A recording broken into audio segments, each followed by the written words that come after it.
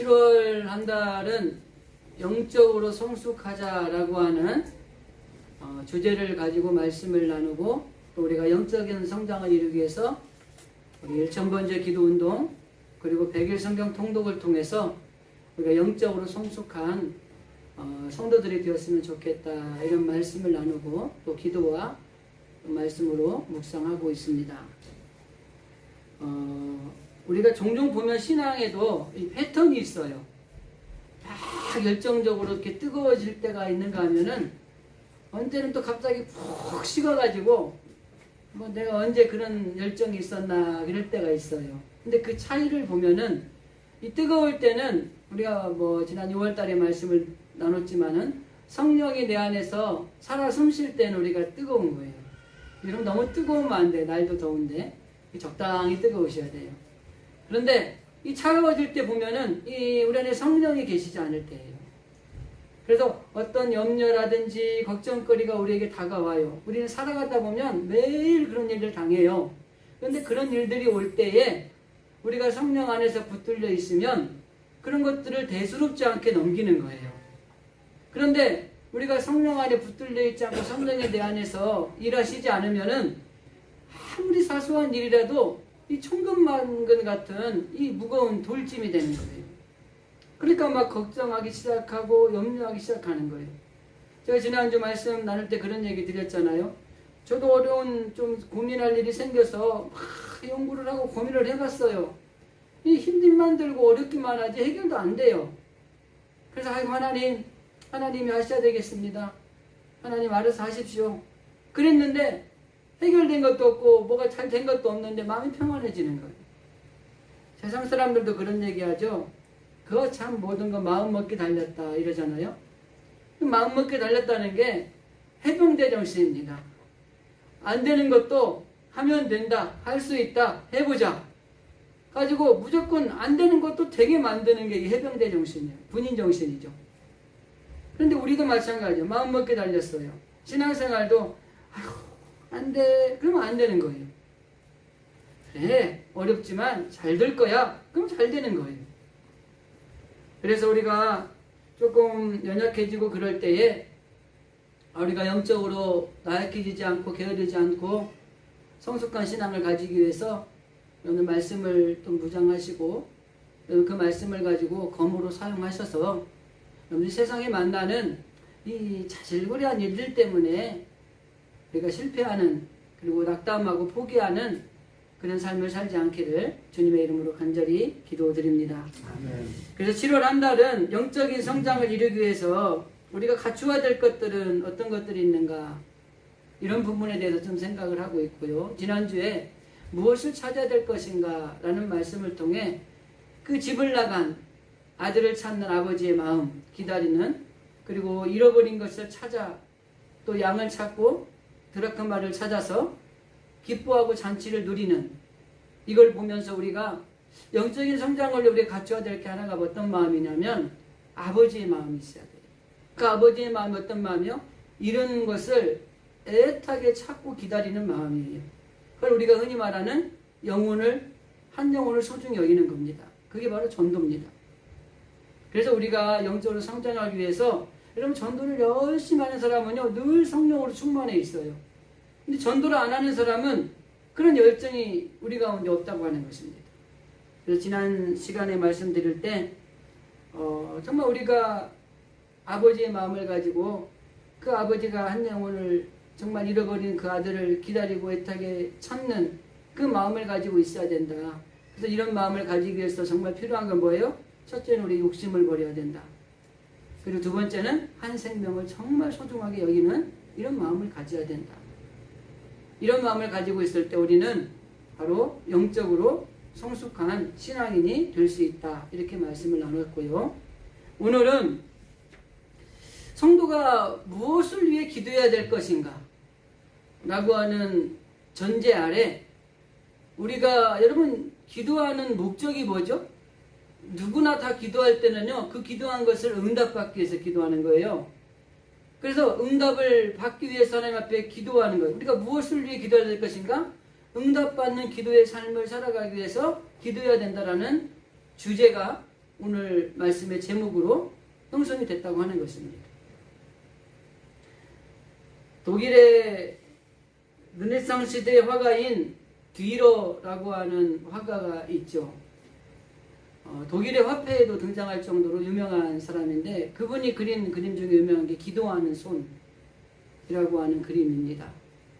우리가 알고 계시겠지만 그 이 기도하는 손이라는 작품이 나오는 데는 사연이 있죠. 어린 시절에 이 뒤러와 함께 미술 공부를 하는 친구가 이 공부를 하는데 너무 가난한 거야. 근데 이때 이 뒤러 친구가 뒤러에게 이렇게 제안을 하는 거예요. 우리가 둘 다 공부하기 어려우니까 내가 음식점에서 일하면서 내가 네 학비를 댈 테니 네가 먼저 공부를 하고 그리고 네가 다 공부를 하고 난 다음에 이제 네가 나를 도와서 내가 공부를 하자. 그래가지고 이 친구는 이 음식점에서 엄청나게 힘든 일들을 하면서 그 뒤러의 뒷바라지를 다 해주는 거예요. 그리고 이 뒤러가 이제 공부를 마치고 졸업할 때쯤 되니까 이 그림이 한 점도 좀 팔려가는 거예요. 돈도 내고 그래서 이젠 됐다. 근데 이제 친구를 공부하라고 내가 도와줘야지. 그리고 그 친구가 일하는 식당에 간 거예요. 근데 그 친구가 기도를 하고 있는 거예요. 기도를 하는데 그의 기도의 내용이 어떤 내용이냐면 주여 저의 손은 노동으로 굳어져서 이미 그림을 그릴 수 없게 되었습니다. 내가 할 몫의 능력을 뒤러에게 주시고 주의 영광을 위해 제 친구의 진실한 그림을 그릴 수 있도록 도와주십시오. 이렇게 기도하고 있는 거예요. 근데 그 기도하는 친구의 손을 본 이 뒤러가 감동을 받은 거예요. 그래서 바로 그 기도하는 손을 스케치를 했는데 그 작품이 이 기도하는 손이라는 작품이라고 하는 것입니다. 세상에서 가장 아름다운 손은 어떤 손일까요? 요즘에 프로야구를 제가 가끔 보는데 이 9회 말 이 마지막 이 동점 상황이나 뒤지고 있는 상황에서 이 타자가 나와서 딱 쳤는데 홈런이 된 거예요. 그리고 손을 팍 드는 거죠. 그죠? 이 손 좀 아름답지 않습니까? 취업을 위해서 취직을 준비하는 학생이 합격 통지서, 지금은 뭐 이제 인터넷으로 하지만 옛날에는 이렇게 통지서가 날라왔잖아요. 합격 통지서를 받고 그걸 움켜쥐고 쫙 뻗는 손. 이야, 정말 멋지죠? 취직을 위해 얼마나 수많은 노력을 했겠습니까? 아이를 안고 그 아이를 젖먹이는 그 어머니의 손. 아름다운 걸 떠나 성스럽죠.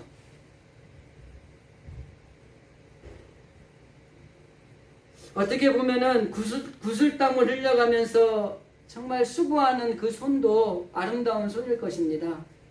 그런데 이런 아름다운 손이 많지만 가장 아름다운 건 바로 기도하는 손이라고 하는 것입니다. 왜 기도하는 손이 아름답냐? 그 기도하는 손을 통해서 하늘문이 열려요. 여러분 얼마나 놀라운 일입니까? 그 기도하는 손을 통해서 천상과 지상을 연결하는 이 통로가 열리는 겁니다.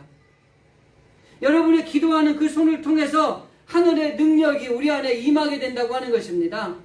기도하는 손을 통해서 사탄의 견고한 진이 깨어지게 되는 거예요. 그래서 사탄은요, 기도하는 사람을 제일 싫어해요. 그리고 두려워합니다. 우리가 세상에 있는 어떤 일들을 두려워하는 이유는 사단의 끄임의 유혹에 넘어가기 때문에 두려워하는 거예요. 그런데 우리가 사단을 이길 수 있는 비결이 뭐냐? 기도하는 거예요. 사단은 기도하는 걸 굉장히 싫어합니다. 그리고 두려워합니다. 사단은 기도하는 사람에게 치명적인 치명타를 맞는 거예요. 영국의 소설가이기도 하고 기독교 관련 서적을 많이 쓴 C.S. 루이스라고 하는, 우리 신학 공부할 때도 보는 사람이거든요. 그분이 쓴 책 중에 이런 책이 있어요.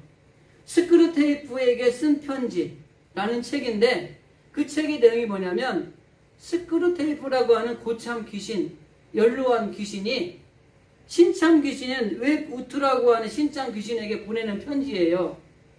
거기에는 어떤 내용이 있냐면 신앙생활을 잘하는 사람을 타락시키는 방법, 신앙생활을 열심히 하는 사람을 못하게 하는 방법을 전수해 주는 이야기예요. 그 중에 하나의 방법 중에 뭐가 있냐면 기도를 방해하는 방법이 있어요. 그러면서 그 내용은 이렇게 되어 있습니다. 사람들이 기도를 누구든지 시작하거든 어떤 방법을 쓰더라도 어떤 대가를 치르더라도 그 사람이 기도를 못하도록 방해해라. 사람들의 진정한 기도는 우리에게는 치명적인 상처가 된다. 이렇게 가르치고 있어요. 성도의 기도는 사탄에게 치명타를 날리는 결과를 가져온다고 하는 것입니다. 그렇기 때문에 우리가 기도하는 것만큼 사단으로부터 우리가 이길 수 있는 방법이 없는 거예요. 저는 종종 옛날 신학교 때 공부할 때 기도한다고 될까? 막 이런 생각을 했어요. 저도 고민을 많이 했어요.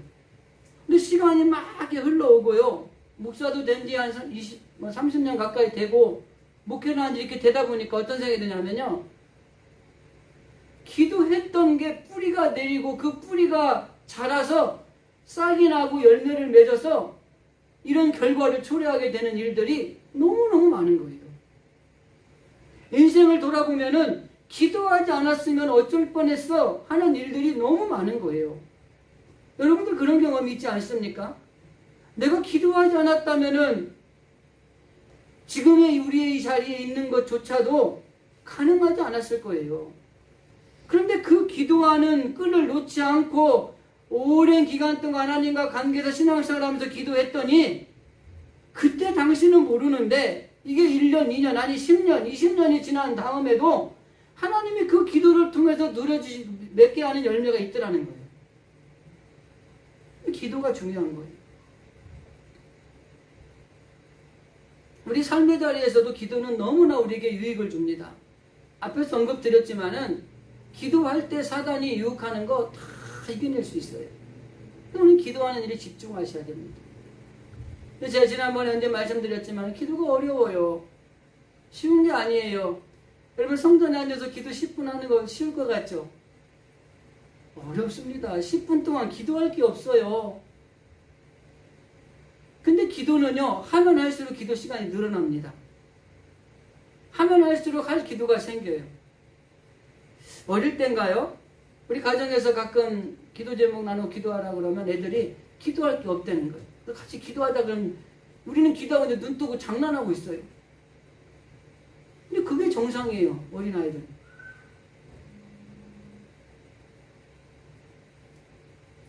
간절한 기도는 위력이 있고 힘이 있다고 하는 것입니다. 우리가 기도하지 않는데 잘 되는 것들이 여러분 있었습니까? 기도하지 않는데 형통한 일들이 여러분들에게 있던가요? 위험한 겁니다. 기도하지 않았는데 잘 되면은 축복이 아니라 여러분 저주일 수도 있다는 생각도 가끔 하셔야 돼요. 하나님 앞에 신앙으로 믿음으로 잘 살았더니 하나님이 주시는 복을 받는 건 큰 축복이 많습니다. 그런데 하나님 뜻대로 살지 않았는데 이 땅에서 잘 되고 있으면 조심하셔야 돼요.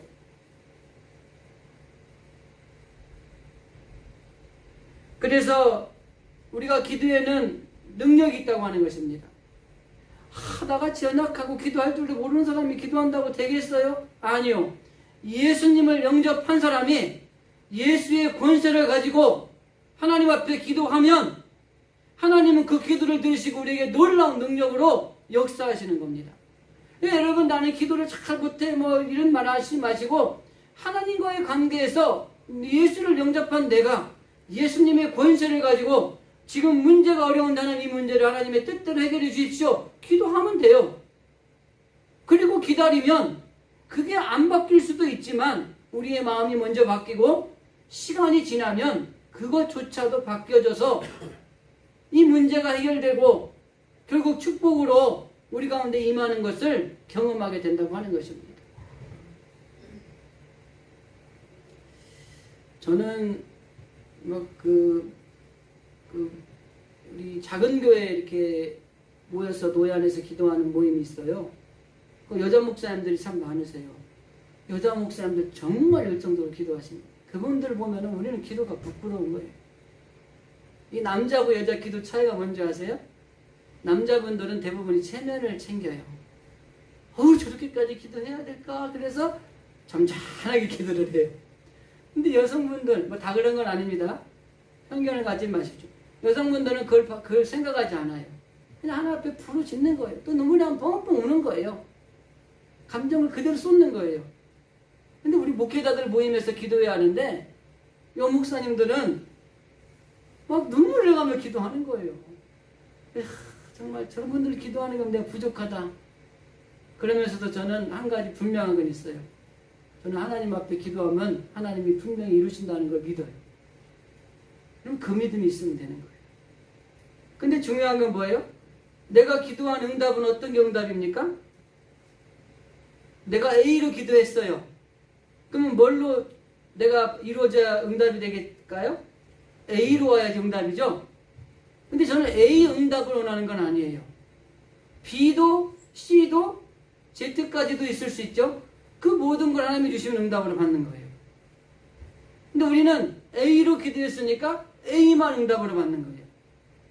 하나님, 나 이거 시험 봤는데 합격해야 돼요. 안 하면 응답이 아닌 거예요? 아니요. 왜 하나님은 합격을 안 시켰을까요? 더 좋은 예배한 곳이 있기 때문에 안 한 거예요. 그래서 거기가 A가 아닌 B, C, D, Z 중에 뭐가 하나도 내게 온다면 그건 응답인 거예요.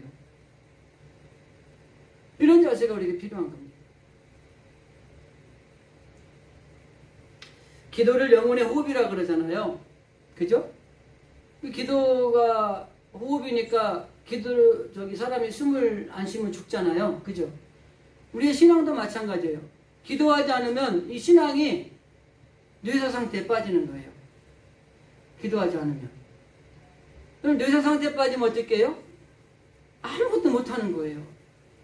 그래서 우리가 활동하고 막 움직이고 무엇인가를 세상에 좋은 일을 하기 위해서는 기도하는 걸 쉬어서는 안 되는 겁니다. 기도는 우리에게 에너지를 공급하는 통로가 되는 것입니다. 그렇기 때문에 아무리 어려운 일이 있어도 하나님 앞에 기도하고, 우리가 뒤에 가서 언급하겠지만 기도하고 구한 것은 받은 줄로 믿으라 라는 이 말씀대로 믿는 거예요. A가 아니라 B, C, D를 줘도 하나님이 내가 기도한 대로 응답하셨다고 받는 거예요. 아무리 좋은 전자제품이 있다고 해도 콘센트에 플러그를 꽂지 않으면 아무런 무용지물이에요. 신앙생활을 보기에 그럴듯하게 하는 것 같아요. 뭐 직분도 우리 목사부터 해서 장로님, 권사님 다 계시잖아요. 직분도 있고 그럴듯해 보여요. 그런데 기도하지 않으면 공급을 못 받는 거예요. 그래서 목사가 목사 일을 제대로 못하는 거예요. 장로가 장로로서의 길을 제대로 못하는 거예요. 우리는 에너지를 공급받는 공급원을 통해서 하나님 우리에게 주신 사명을 잘 감당해 나가는 거예요. 저도 기도하지 않으면 사건 목사가 될 수 있는 거죠.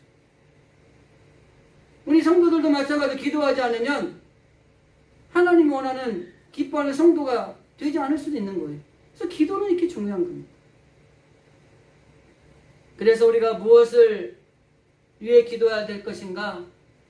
하나님이 주시는 응답을 받는 기도의 삶을 살아가는 것이 필요하다.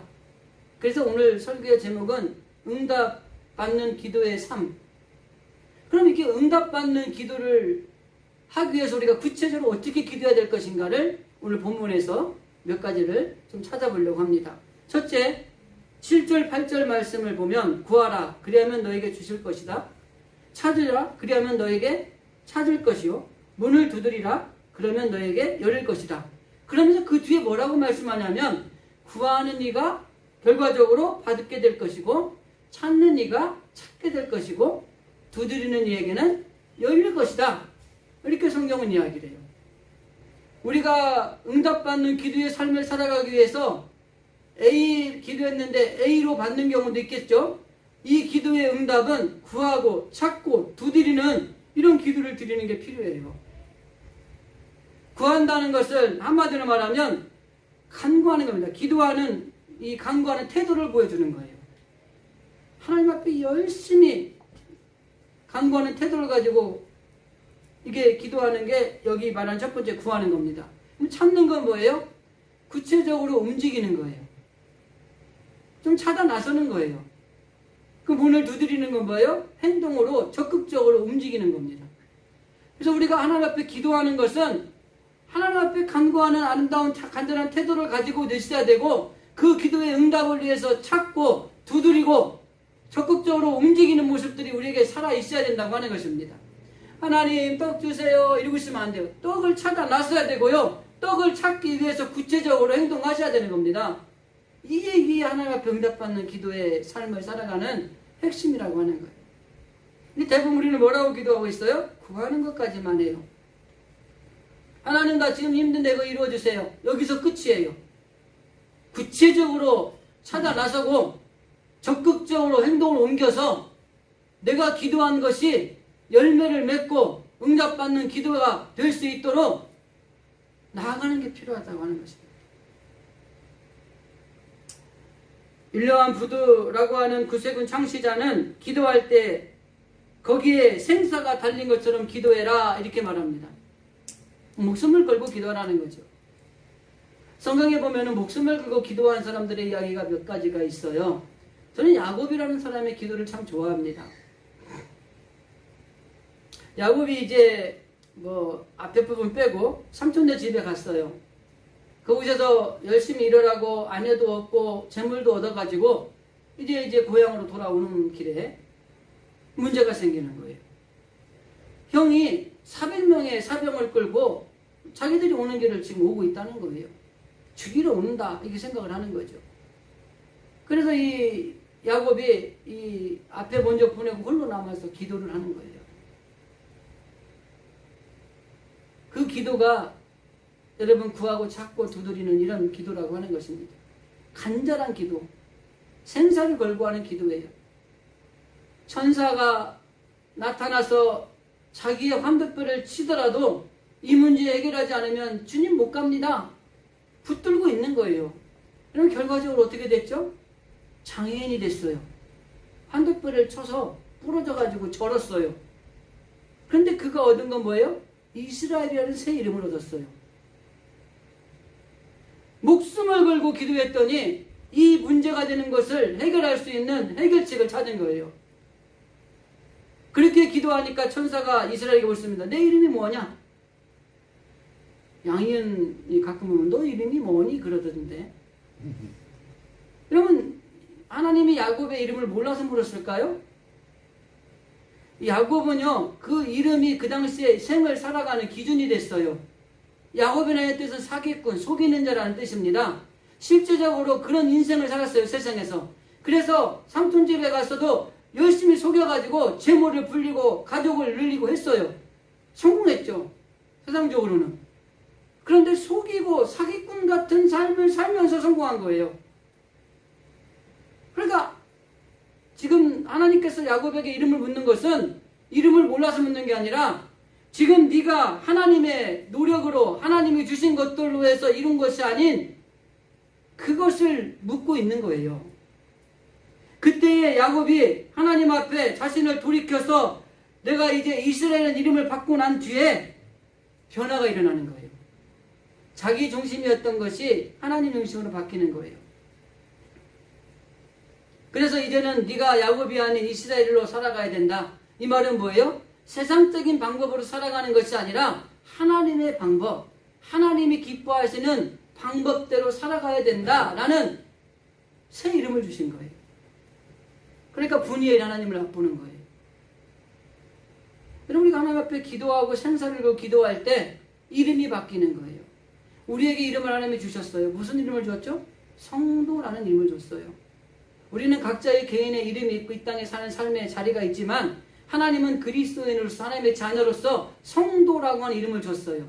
우리는 그 이름에 걸맞게 살아야 되는 겁니다.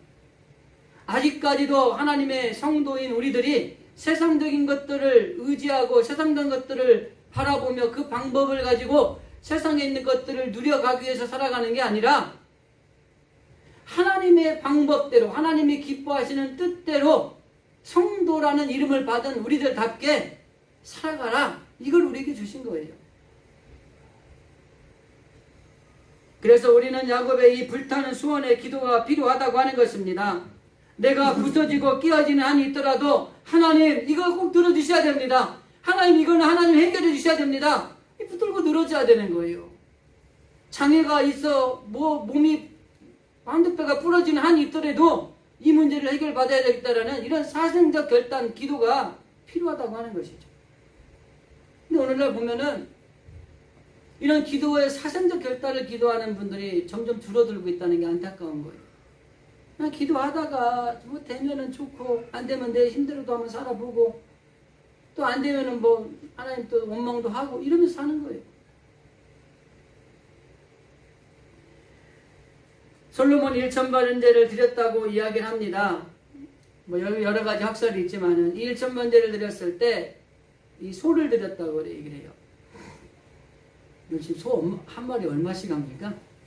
한 1,000만 원 해요? 소를 1,000마리를 드렸으니까 얼마를 드린 거야? 뭐 이렇게 생각을 하죠.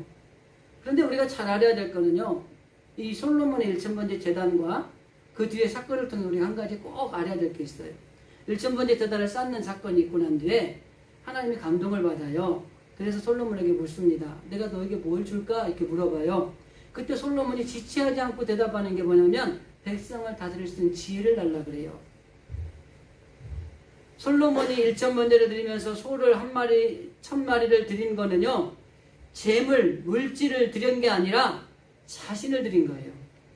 우리가 헌금 생활 하실 때 여러분 절대 오해하지 말아야 되는 게 한 가지가 뭐냐면 돈을 낸다, 물질을 낸다 생각하시면 안 돼요. 그게 어떤 예물이든 간에 나 자신을 드리는 거예요. 솔로몬이 하나님이 내가 무엇을 줄까 물을 때 즉각적으로 한 대답이 백성을 잘 다룰 수 있는 지혜를 달라 그래요. 1,000번제를 쌓는 목적, 제물을 드린 목적이 솔로몬의 목적이 뭐냐면 자기 아버지 다윗이 성군으로서 이 나라를 너무 잘 다스렸는데 하나님 나도 이 제단을 통해서 내 자신을 드립니다.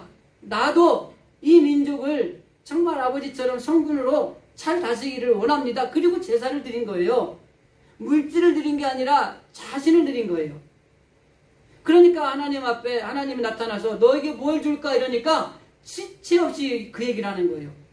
자신을 드린 목적이 있기 때문에 그래요. 이 백성 잘 다스리는 거 이거 한 가지가 제가 원하는 소원입니다. 여러분 이 소원은요 준비되지 않으면 이렇게 대답 못합니다. 옆 사람한테요 하나님 지금 와도 뭐 달라고 하면 뭐 할 건지 물어보세요. 글쎄 뭘 달라 그러지 뭐 고민은 생각이 없어요. 늘 준비되어 있어야 돼요. 내가 하나님 앞에 제물이 되어서 하나님 앞에 드려진 것처럼 하나님 앞에 내가 가지고 있는 이 분명한 소원이 있어야 돼요. 뭐 세상에 있는 거 하나씩 짝짜리한 소원도 있지만은 이 솔로몬과 같은 소원이 있어야 되는 거예요. 하나님이 기뻐하시는 불타는 이 소망, 그 열망을 가지고 기도하고 혹여라도 힘들고 어느 일을 만나서 낭망하거나 우리가 절망하거나 포기하지 마시고요. 정말 중요한 건 우리의 기도에 하나님은 언제나 응답하신다. 구하는 자에게 받게 하시고 찾는 자에게 찾게 하시고 두드리는 자에게 열리게 하는 그런 은혜가 우리에게 늘 주어진 하나님이다. 이 사실 우리가 확신을 가지고 간절하게 열정을 가지고 하나님 앞에 생사를 가지고 기도하는 게 필요합니다. 그게 응답받는 기도의 삶의 자세입니다. 두 번째는 11절입니다. 너희가 악한 자라도 좋은 것으로 자식에게 줄 줄 알거든 하물며 하늘에 계신 너희 아버지께서 구하는 자에게 좋은 것으로 주시지 않겠느냐. 여기 보면은 자식이 떡을 달라 하는데 돌을 주거나 생선을 달라 하는데 뱀을 줄 자식이 있겠니? 안 그럴 거라는 거죠. 그러면 거꾸로 똑같은 질문을 하죠. 하물며 하늘에 계신 너희 아버지께서 좋은 것으로 주시지 않겠느냐. 말은 좀 어렵게 썼지만 하나님은 좋은 걸 주신다는 거예요. 우리의 기도를 받으시는 분은 하나님이십니다. 그렇기 때문에 성경은 분명히 하나님과 우리 사이를 자녀, 아버지와 아들이라고 하는 표현을 쓰게 만들어주시는 거예요. 하나님은 우리를 끝까지 사랑하시고 용서해 주시고 감싸 주시고 그가 필요한 것들을 공급해 주시고 구하는 것들을 받게 하시는 바로 그런 아버지 되신 하나님이라고 하는 것입니다. 그렇기 때문에 우리가 어떠한 경우에서도 믿음으로 기도하셔야 돼요.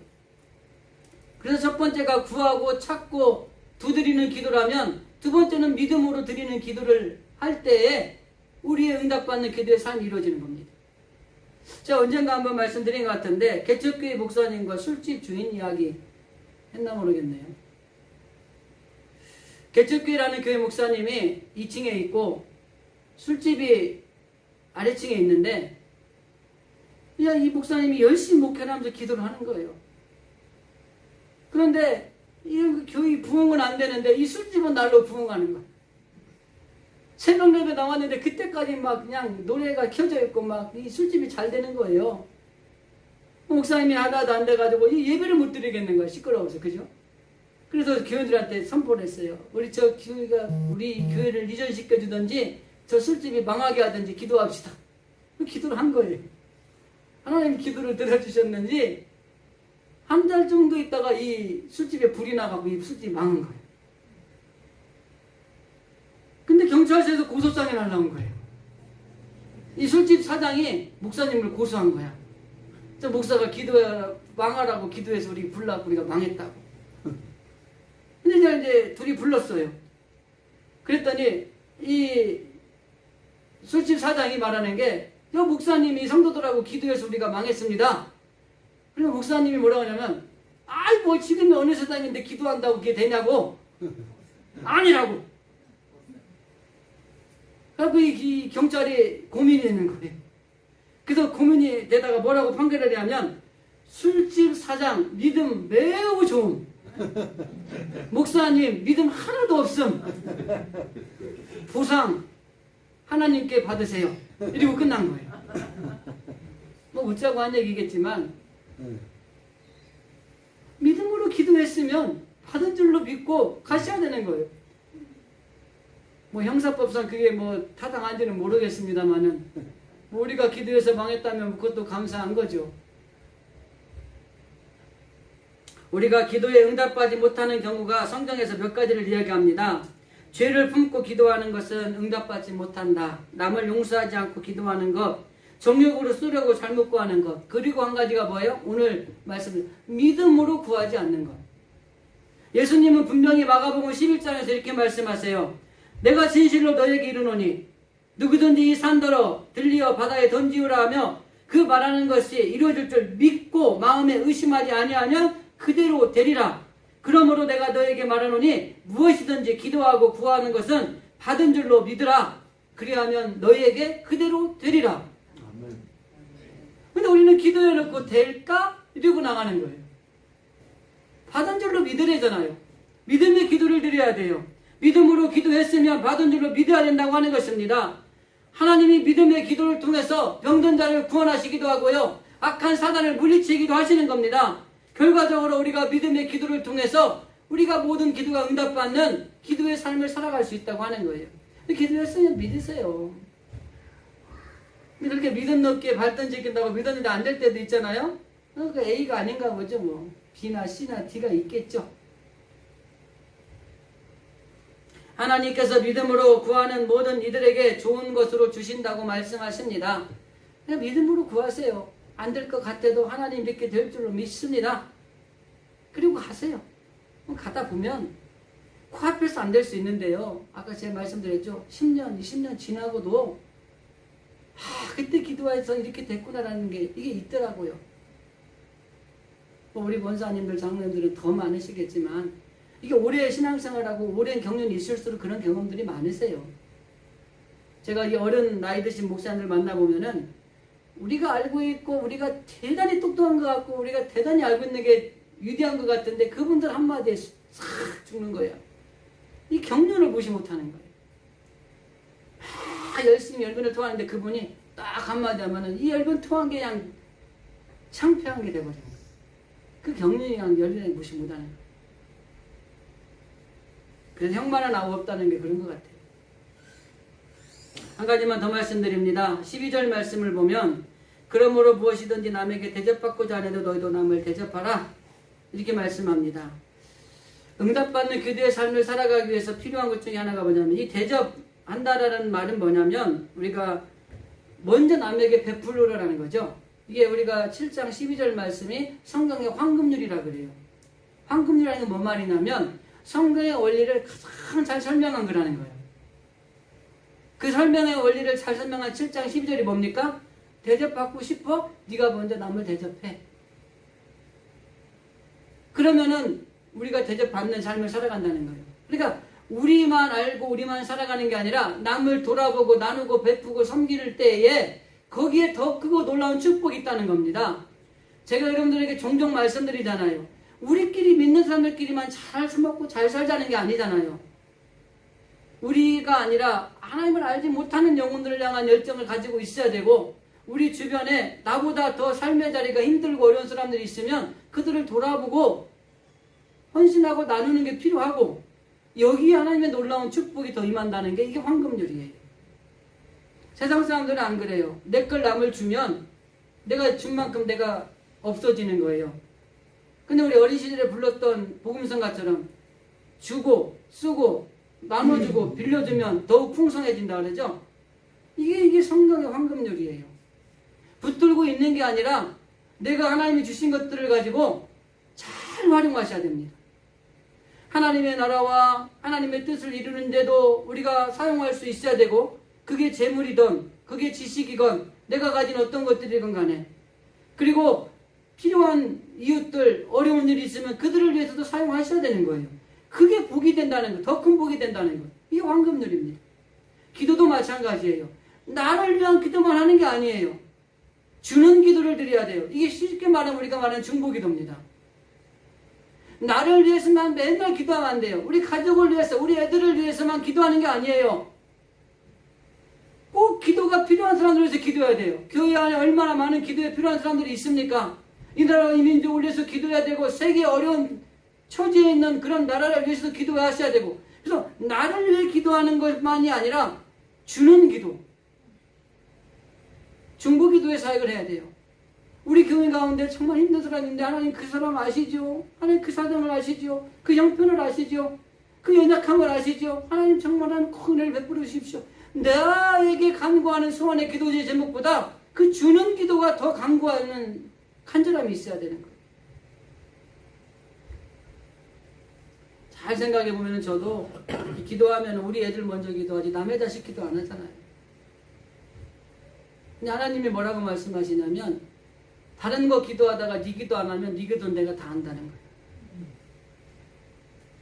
우리 기도 안 해도 돼요. 그냥 막 중보기도 열심히 주는 기도 하시다가 내가 1시간 기도하려고 했는데 57분이야. 그럼 3분은 뭐 하면 돼요? 하나님 우리 아이 우리 형편 아시지요? 그러면 끝이야. 그럼 막 50분 1시간 막 그냥 우리 아이 이름 불러가면서 주여 하나님 도와주세요 이렇게 안 해도요, 주는 기도 막 한 1시간 하고 1분 우리 기도 하잖아요. 그 1분 기도 하나님이 역사하신다니까요. 주는 기도가 필요한 거예요. 신앙생활도 나만 잘하면 되는 게 아니라 주변에 좀 약한 사람 있으면 세워주는 일들을 하셔야 돼요.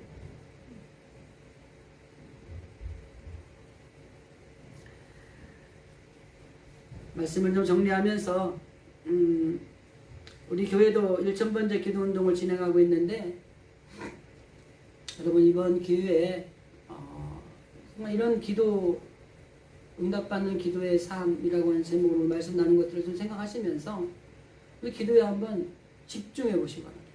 그럼 집중하셔야 돼요. 기도해봤는데 잘 안 되더라, 저한테 오세요. 저한테 따지세요.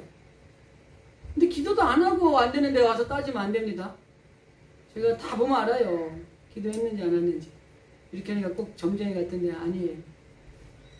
그럼 기도를 했는데 이게 안 되더라? 그럼 저한테 얘기하세요. 제가 하나님한테 따질게요. 여러분 따지지 마시고. 영적으로 성장하기 위해서 정말 우리가 필요한 것은 기도하는 겁니다. 그래서 제대로 기도하고 제대로 응답받고 하나님 주시는 정말 최고의 복을 받는 그런 우리 성도들이 되어야 되지 않겠습니까? 기도의 사람이라고 알려진 바운주라고 하는 신학자가 이런 이야기를 했습니다. 현재 교회가 필요로 하는 것은 첨단 장비나 조직이나 방법이나 어떤 새로운 프로그램이 아니라 하나님은 오늘도 기도하는 사람을 찾고 계신다. 기도에 능한 사람, 성령에 충만한 사람을 찾고 계신다. 성령님은 방법을 통해서 흘러나오는 것이 아니라 기도하는 사람을 통해서 흘러나오게 된다. 여러분, 하나님은 기도하는 사람을 찾으세요. 교회의 부흥도 기도하는 사람이 많을 때에 하나님이 부흥의 끈을 우리에게 놓아주셔야 부흥할 수 있는 겁니다. 가정에서도 하나님이 부흥의 끈과 정말 가정에 있는 문제 해결을 해주셔야만 해결이 되는 거예요. 근데 그건 뭐예요? 기도할 때 가능하다고 하는 것입니다. 예전에 저희 할머니가 살아계실 때, 제가 신학생이었을 때, 그분은 눈 새벽 4시에 뜨면 잠잘 때까지 기도만 해요. 근데 그 기도덕을 정말 많이 봤습니다. 근데 지금 생각하면 제가 이렇게 하나님 앞에 목회를 하고 있는 것 중에 한 가지가 그 할머님의 기도가 아니었을까 하는 생각을 참 많이 하게 돼요. 부모된 우리들이요, 자녀들을 위해 정말 기도 많이 하셔야 됩니다. 그러면 시간이 흐르고 나면 그 자녀들이 지금은 몰라요. 그리고 이제 천국 가셔서 천국에서 이렇게 보고 계시면, 그때 우리 할머니가 나를 위해 기도했는데 그 기도 때문에 내가 이렇게 살고 있네. 그런 고백들을 하게 될 때가 오나요? 응답받는 기도의 삶을 살아가기 위해서 여러분들 정말 이렇게 영적으로 성장하는 우리 성도들에게서 구하고 찾고 두드리는 기도, 또 믿음의 기도, 주는 기도를 드림으로 정말 우리가 하나님 앞에 영적으로 성장하는 우리 진실 성도들이 다 되어질 수 있기를 주님의 이름으로 간절히 기도드립니다. 기도하겠습니다.